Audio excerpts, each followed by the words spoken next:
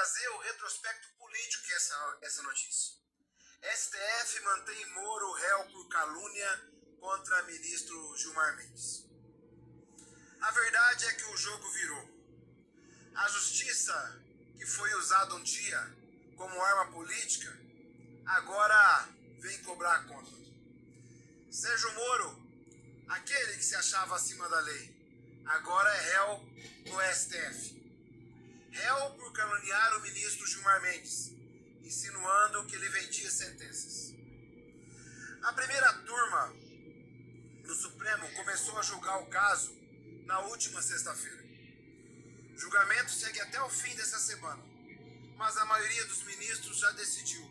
O recurso de Moro foi rejeitado e ele continua réu por calúnia. Tudo por causa de um vídeo que, em um tom de deboche, ele disse que dava para comprar habeas corpus do Gilmar Mendes. E isso é uma posição do Supremo. A ministra Carmen Lúcia, que é a relatora do caso, deixou claro que o recurso dele não tem base alguma. Os ministros Flávio Dino e Alexandre de Moraes acompanharam o voto. Maioria formada e o processo segue. A justiça, enfim, começa de fato a mostrar que ninguém está acima da lei e todos devem responder pelos seus atos.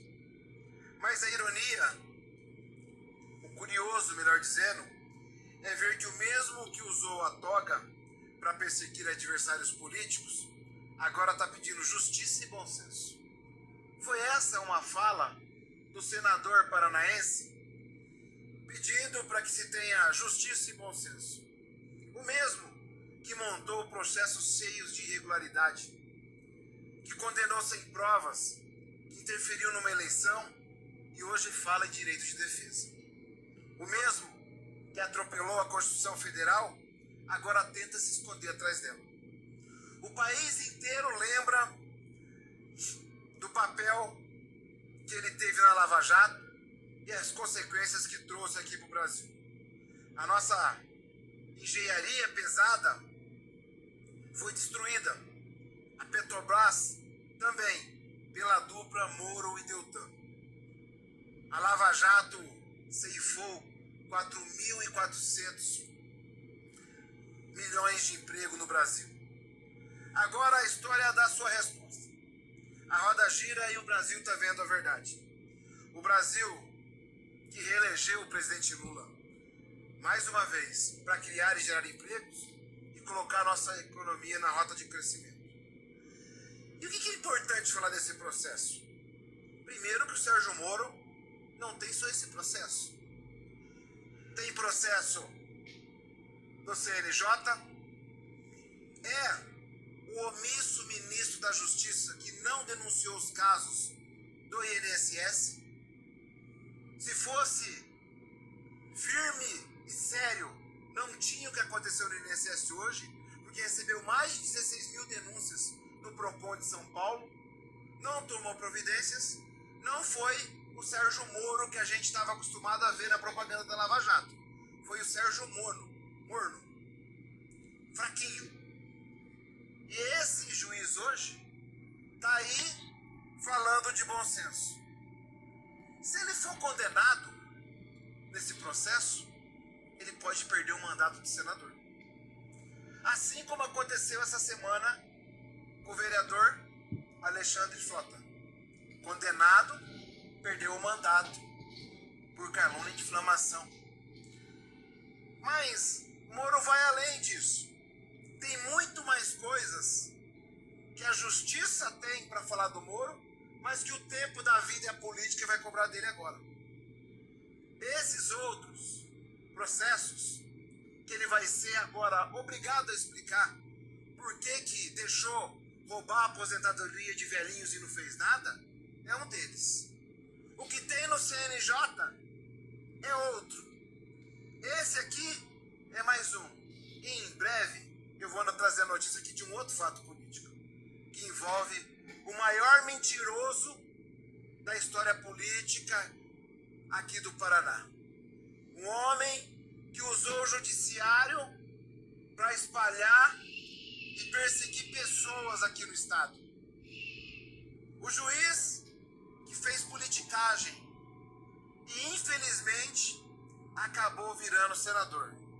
Mas agora, em tempos que se coloca como pré-candidato ao governo do estado, vai ter muita dificuldade de explicar para o povo a mentira que andou contando ao longo desse tempo.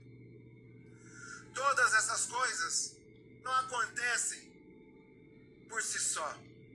O destino cobra, os que foram prejudicados cobram e o tempo político cobra.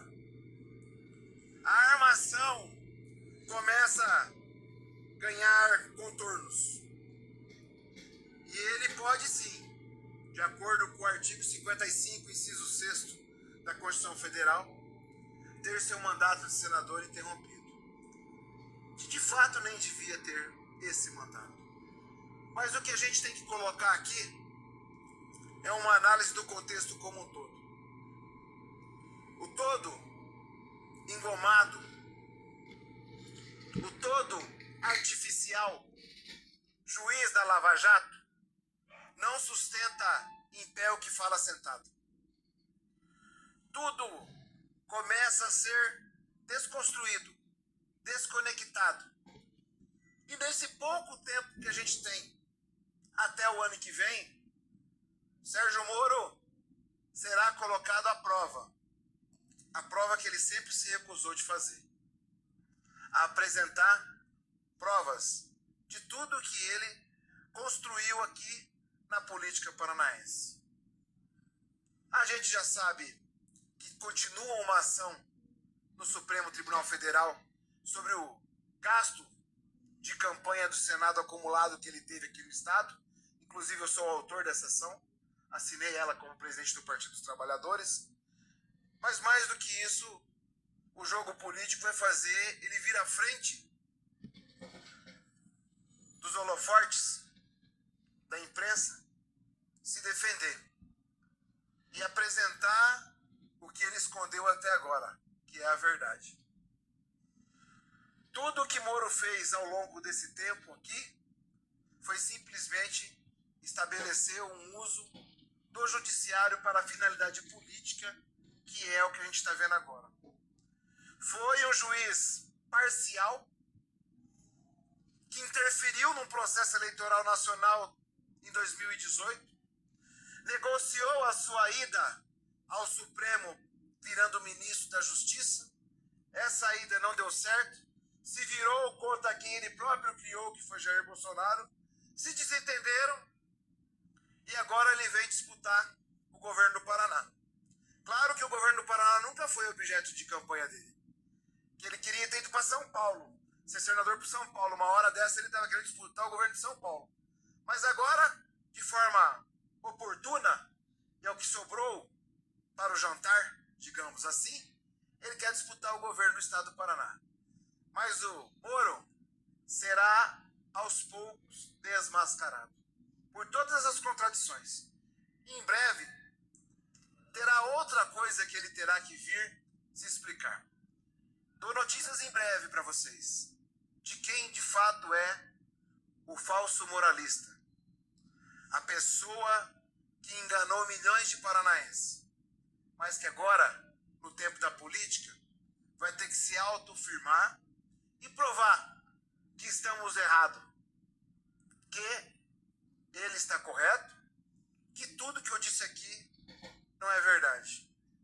Moro não merece estar em cargo algum pelo povo paranaense por tudo de mal que ele fez ao longo desse tempo a esse estado, enganando as pessoas, usando o judiciário, destruindo a economia do Brasil e espalhando inverdades contra muitos e contra todas as instituições do Brasil. Lembre-se, quando você faz aqui, aqui você paga. E esse dia chega logo.